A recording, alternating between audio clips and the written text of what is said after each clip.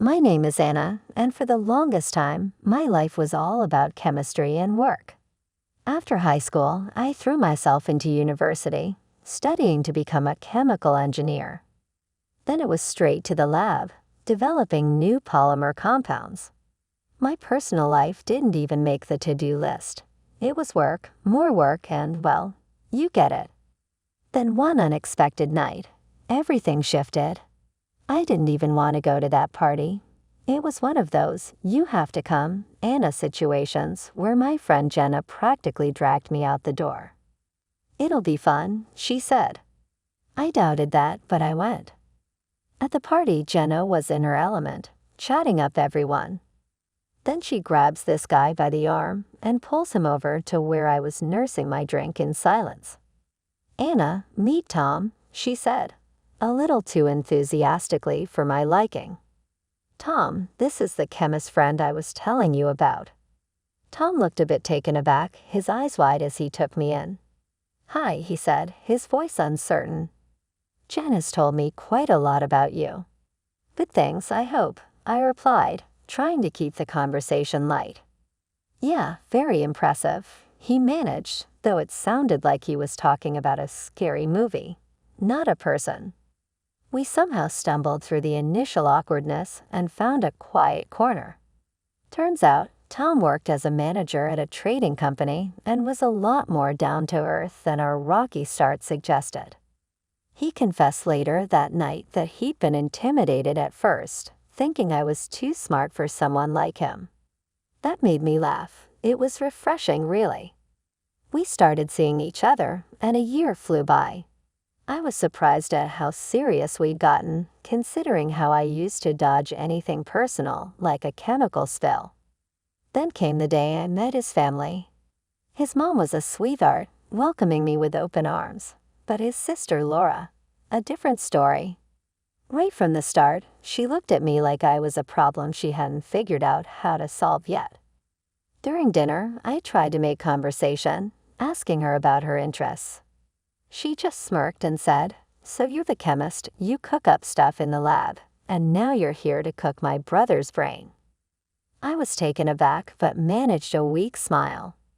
I prefer to think I enlighten minds rather than cook them. Eden, trying to cut the tension, jumped in.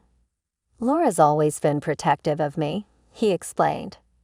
"She's not easy to win over, but don't take it personally." As if on cue, Laura leaned over and whispered loudly enough for me to hear, "No one's good enough for my brother." Remember that. Despite Laura's cold reception, Ethan and I got engaged and planned a modest wedding. On our wedding day, Laura's attitude was even more brazen. She rolled her eyes during our vows, snickered during the speeches, and complained loudly about the food and decorations. A couple of months had passed since Ethan and I said our vows. Just as we were settling into our new life, his mother, Mrs. Johnson, took a bad turn. Her illness baffled the doctors. No one could pinpoint what was wrong. She was confined to her bed, her body partially paralyzed, plagued by severe headaches and kidney pain. Ethan suggested that I move into their family home to help care for her, and given my fond relationship with his mother, I agreed without hesitation. From day one, the reality of our situation hit hard. Mrs. Johnson was in a bad way, rarely leaving her bed, and I took on much of the caregiving alongside Ethan. I bathed her, helped her change, and gently combed her hair, which distressingly came out in clumps more often than not. One evening, while Ethan was downstairs sorting through some bills, I broached a delicate subject with him in the kitchen. "Ethan, your mom's condition is worsening. Don't you think a nursing home with professional care might be better for her?" I suggested, hoping he'd see the sense in it. Ethan rubbed his forehead, the weight of the world seeming to press down on him. "I know, Anna, I know it's bad, but Laura, she's adamant about keeping Mom here. She says a nursing home would just make things worse." I sighed, my hands clenching in frustration. "But isn't it worse for her to suffer here without proper medical care?" Before Ethan could reply, Laura walked into the kitchen, Her presence always like a storm brewing. I heard that, Anna. You think you know better than us. My mother stays where she is, she snapped, her eyes flashing angrily. Realizing this wasn't a battle I could win today, I backed down. Okay, Laura, I didn't mean to upset you. I just hate seeing her like this, I said softly. After Laura left, Ethan whispered a tired apology. I'm sorry, Laura's been through a lot, you know, with her husband passing and everything. She's not herself. Yeah, I get it, I replied, though I felt a bitter edge to my words. But it's not just about what she wants. It's about what's right for your mom. Ethan nodded, looking equally torn. I know. Let's just give it some more time. Maybe she'll come around. Time passed slowly after that conversation. Days turned into weeks. I spent hours by Mrs. Johnson's side, watching her struggle with every passing day. Her room became a world unto itself, filled with the sounds of her labored breathing and the soft hum of the medical equipment that seemed to multiply with each week. Laura's resistance, Ethan's indecision, and the daily sight of Mrs. Johnson's suffering weighed heavily on my heart. Moving in here, I had hoped to make things better, to be a part of the family in every way that counted.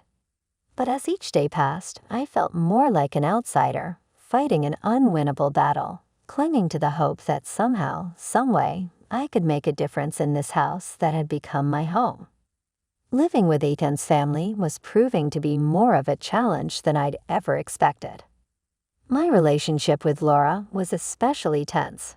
She always found something to criticize about me, and it didn't help that Ethan rarely stood up for me in these conflicts. One afternoon, I was in the kitchen trying to prepare a meal that Mrs. Johnson could easily swallow. Ethan was at work, and I was alone, which was becoming more and more my preference, given Laura's frequent harsh visits. As I was mashing potatoes, the back door slammed. I didn't need to turn around to know Laura had entered, making a mess as usual. I see, Laura's voice cut through the quiet like a knife. I kept my focus on the task at hand, my grip tightening on the masher. I'm making dinner for your mom. She needs something easy to eat. Laura scoffed, leaning against the counter and watching me like a hawk. You think you're some kind of saint, don't you? Always hovering, always playing the devoted daughter-in-law. Makes me sick. I placed the bowl down with a little more force than necessary. I'm not trying to be a saint, Laura. I'm trying to help. Oh, cut the crap, Anna. We both know you're just waiting for her to kick the bucket, playing the grieving widow ahead of time, are we? Laura snapped, her eyes gleaming with something spiteful. It was another regular Sunday dinner when the tension hit a new high. Laura had just breezed into the dining room, fashionably late as usual, wearing a bright red dress. As we sat down to eat, Laura started right in like she was waiting just for that moment. Really, Anna, must you always work so late?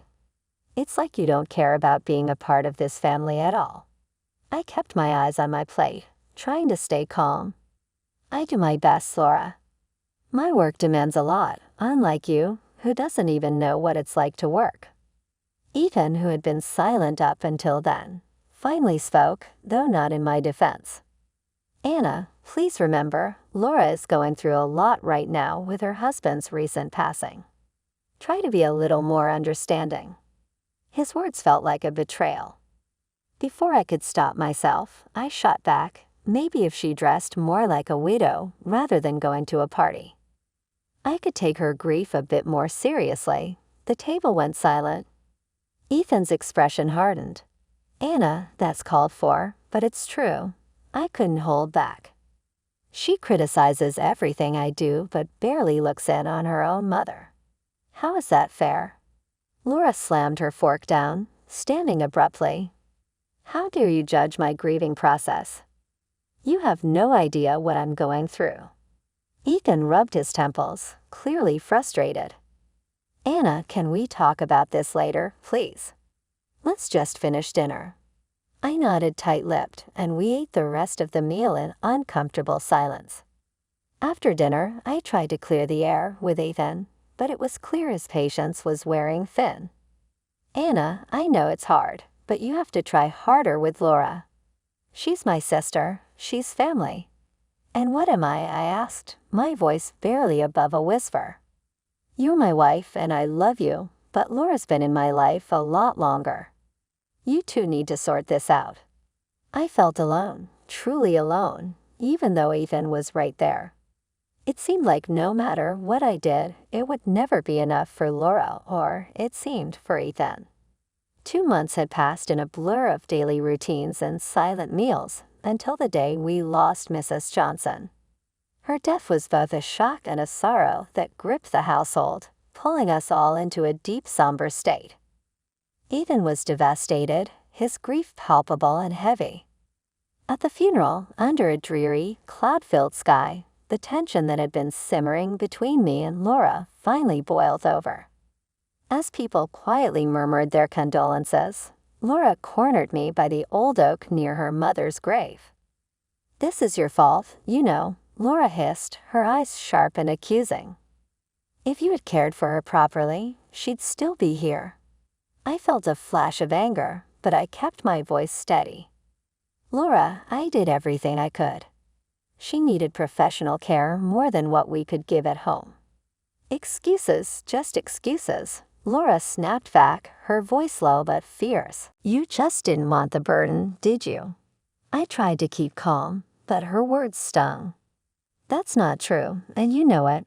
I cared for your mother every day." Laura scoffed, shaking her head before storming off. The days that followed were filled with quiet mourning. I tried to give Ethan the space to grieve, but the house felt colder, emptier. While tidying up Mrs. Johnson's room one afternoon, I stumbled upon some old medical documents tucked away in her desk. Curiosity got the better of me, and I began to read through them.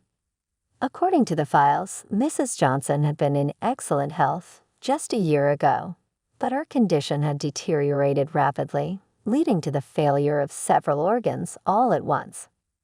Later that evening, I brought it up with Ethan. "It's odd, isn't it? Her health declined so suddenly, and it says here multiple organ failure was the cause." Ethan, still looking tired and worn from the days of grieving, nodded slowly. "Yeah, it's strange. The same thing happened to Laura's husband. He also had multiple organ failures." A chill ran down my spine as I remembered something from my chemistry classes. "Ethan, both your mom and Laura's husband had severe hair loss before they passed, right?" He looked up, puzzled by the direction of my question. "Yes, that's right. Why?" I hesitated, the implications swirling in my head. "It's just, severe hair loss can sometimes be a sign of thallium poisoning." "It's a stretch, but," Ethan cut me off, his voice a mix of disbelief and irritation. "Let's not go down that road. It's been tough enough without adding wild theories into the mix."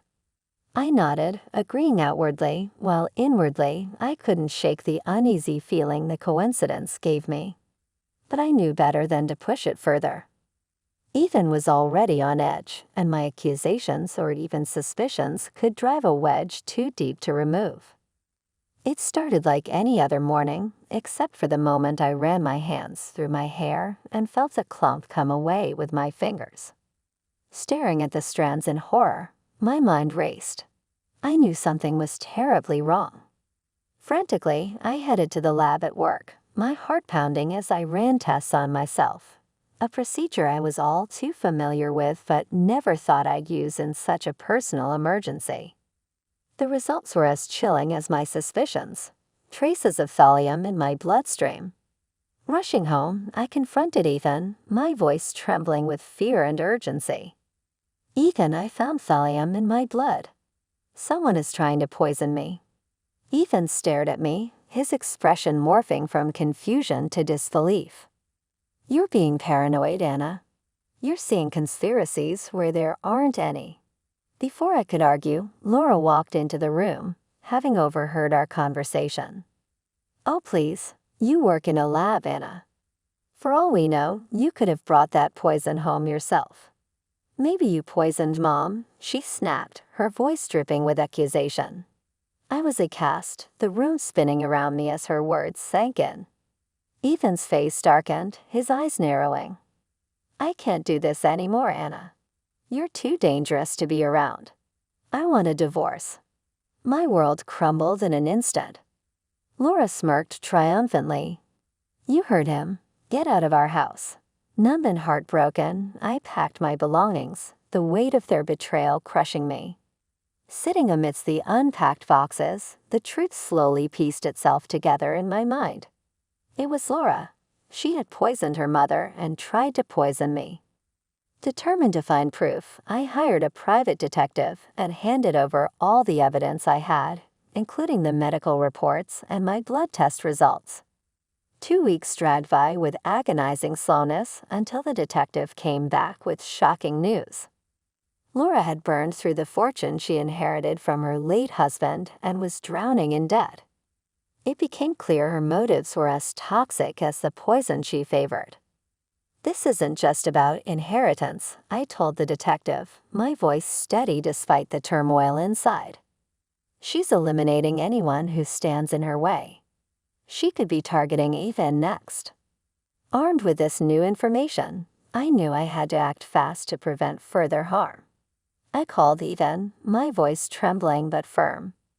Ethan, I have proof about Laura. We need to meet. You have to see this.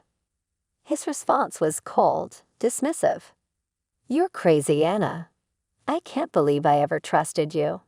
And with that, he blocked my number, cutting off any chance of further communication. Standing there, phone in hand, I felt a mix of rage and resolve wash over me. Despite everything that had happened, I knew I needed to confront Ethan and reveal Laura's malicious plans. Reluctantly, he let me into the house.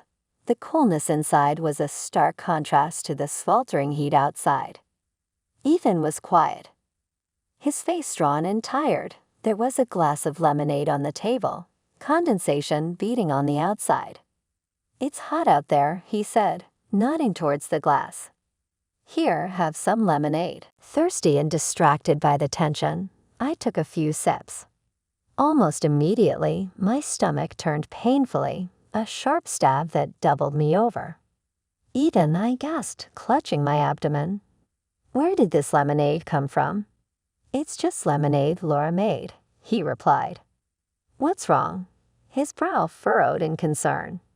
It's poisoned, I managed to say between sharp breaths. Laura is trying to kill us for the inheritance. Ethan's expression shifted from concern to disbelief. You're out of your mind, Anna. I'm tired of these crazy theories about Laura trying to kill someone. I was desperate, the pain overwhelming. Please, Ethan, you have to believe me. Call 911. As I spoke, my vision began to blur, and I felt myself slipping towards the floor. Semi-conscious, barely aware of my surroundings, just then Laura walked in, catching the tail end of our conversation. She looked from Ethan to me, lying helpless on the floor, and a smirk twisted her lips. Really, Ethan? She's losing it, making up stories even now, she said, her voice dripping with disdain. Ethan, conflicted and overwhelmed, rushed to the kitchen to fetch a cold compress, leaving me at Laura's mercy. Kneeling beside me, Laura leaned in close, her voice a venomous whisper. This is the end for you. In a few hours, the thallium will finish its work, and then Ethan's next. Once he's gone, everything will be mine. Her words were the last thing I heard before darkness enveloped me, pulling me into a deep, silent void. I awoke in the sterile brightness of a hospital room, the beeping of machines by my bedside punctuating the quiet. Memories of the last few days tangled like a ball of knotted yarn, the sharp pain in my stomach replaced by a dull ache that seemed to echo deeper. The nurse, seeing me stir, came over with a reassuring smile. You're in the hospital, she explained. You've been out for days, but you're safe now. Did anyone come with me? I croaked. She checked her notes, her expression neutral. No, you were brought in by an ambulance alone, but your husband did call 911, even though there was some resistance. A doctor came in next, flipping through my chart with clinical detachment. You're lucky to be alive. We managed to remove the thallium from your system in time. A few more hours, and he didn't finish his sentence, but he didn't need to, as the reality of the situation settled in. I felt a mixture of relief and an overwhelming sense of betrayal. Ethan's absence spoke volumes, and the hurt from it gnawed at me. Later, 2 police officers walked into the room, their faces stern, their notebooks ready. We understand you took matters into your own hands when you suspected poisoning. That was risky. You should have come to us as soon as you suspected something. Shame washed over me. He was right. I had been so caught up in proving Laura's guilt, I hadn't considered the dangers of facing her alone. I know, I admitted, my voice barely above a whisper. I needed proof. I thought I could handle it. The other officer softened slightly. Well, your actions did lead to uncovering the truth. We've apprehended your sister-in-law. It turns out she did poison her husband and your mother-in-law with thallium. We exhumed their bodies and confirmed it. She's facing multiple charges now. Their words were a cold comfort. Justice might have been served, but the cost was etched deeply into my heart. The officers thanked me before leaving, their steps echoing down the hall long after they were out of sight. Recovery was slow, and with it came the realization that the next steps were mine alone to take. Ethan's absence had severed whatever ties remained, and as painful as it was clear that my path forward would not include him. The trial of my sister-in-law, Laura, dragged on for months. It was a grueling process filled with legal complexities and emotional turmoil. Throughout it all, the courthouse was a cold place, echoing with the footsteps of those seeking justice and those dreading it. I hadn't seen Ethan since I left the hospital, not until the first day of the trial. He sat there, a stoic figure, clinging to a version of his sister that no longer existed in the eyes of the law. Despite the overwhelming evidence presented by the prosecution, Ethan refused to believe Laura's guilt. He whispered fiercely during recess, "You're wrong about her. The tests, the accusations, they're all mistakes. Laura's an angel, not a monster." I looked into his eyes, searching for the man I once loved, but found only a stranger. "How can you still say that after everything?" "Look at the evidence," I pleaded. He shook his head dismissively and coldly. "It's all circumstantial. You just want revenge on her, that's all." The trial continued. Witnesses came and went. Experts testified about the lethal levels of thallium found in the bodies. And slowly the truth began to unfold before everyone in that courtroom. Laura sat there, mostly impassive, until the pressure of the undeniable evidence reached a breaking point on the final day. When confronted with a particularly damning piece of evidence, Laura's composure cracked with a cruel smile. "Yes, I did it," she confessed, her voice chilling the room. "I poisoned them all, my husband, my mother, and I tried to kill Anna and Ethan too. All for the property, all for a life I deserved." The courtroom erupted in murmurs, the shock palpable in the air. Ethan's face drained of color as he turned to look at me, the realization of his sister's true nature finally dawning on him. Laura was found guilty of double premeditated murder and attempted murder. The judge handed down a life sentence, ensuring she would spend her remaining days behind bars. Additionally, all her assets were seized and awarded to me as compensation for the immense physical and emotional harm she had caused. After the verdict, Ethan approached me outside the courtroom, his eyes red, his voice shaky. "Anna, I'm so sorry. I was blind. Please, can we start over? Can we try again?" The pain of his betrayal, once sharp and biting, had settled into a dull, constant ache. I looked at him, really looked at him, and knew that too much had passed between us, Too much had been broken. "No, Ethan. I can't. It's over," I said firmly. He reached out, but I stepped back, my decision firm. "Take care of yourself, Ethan." Leaving the courthouse, I felt a weight lift off my shoulders. Not because I enjoyed the outcome, but because it was finally over. The battle was done, and justice, though it came at a steep price, was served. My recovery was slow, a process of rebuilding what Laura had tried to destroy physically. The poison had left its mark, and emotionally, the scars ran even deeper. I underwent treatment, attended therapy, and slowly pieced my life back together in a new apartment far from the house that once promised a shared future with Ethan. Now living alone, I worked on forgetting, on healing. Some days were harder than others, the memories of betrayal and poison haunting me like ghosts of a past life. But each morning, I woke up and reminded myself that I survived, that I am free from the web of deceit that once threatened to claim my life.